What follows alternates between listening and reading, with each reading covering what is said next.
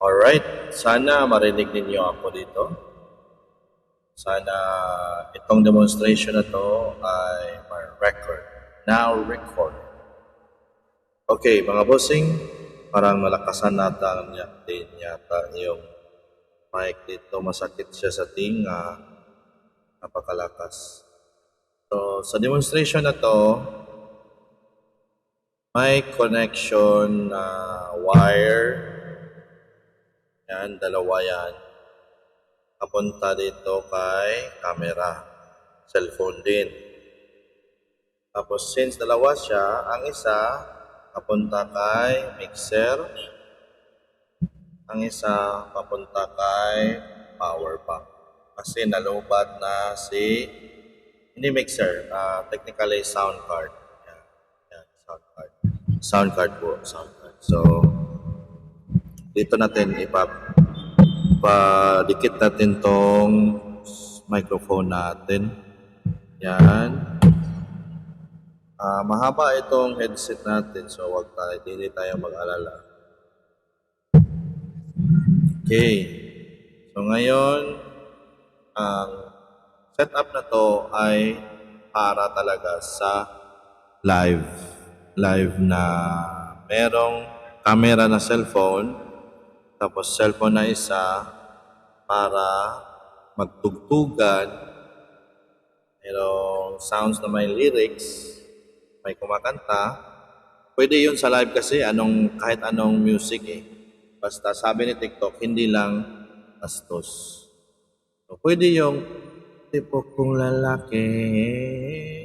Yeah. Alright, so yun yung kantahin natin. Try natin.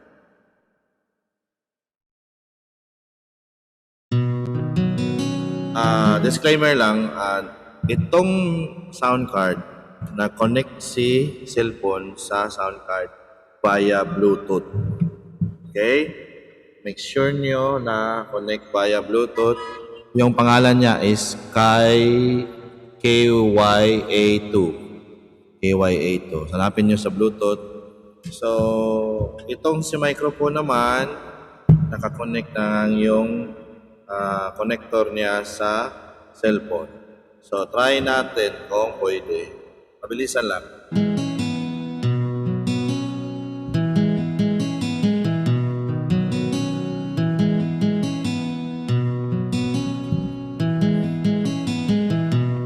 Kahit hindi gwapo,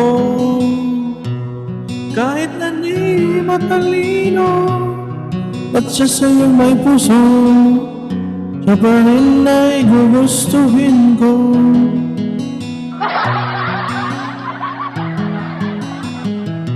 Hindi kailangan ng masunod sa magulang, basta siya ay magalang at mapagkatiwalaan. Kahit hindi gwapo, kahit na di matalino, siya may puso ay gugustuhin ko. Thank you! Umiinom man ng marami, kahit na balde-balde, basta hindi lasenggo. Umiinom pero di lasenggo, kahit hindi gwapo, kahit na di matalino, sa siya yung may puso, siya pa rin ay gugustuhin ko.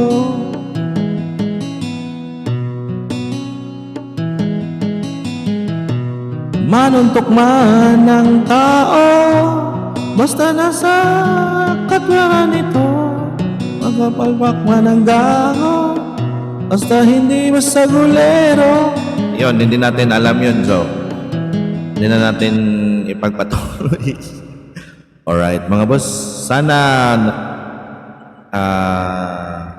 may natutunan kayo na ito ay pwede tugtugan at pwede mag-video okay. At pwede rin malayo yung microphone, dyan kalayo. So, para makumpleto talaga itong demonstration na to, ipakita ko sa inyo yung connection.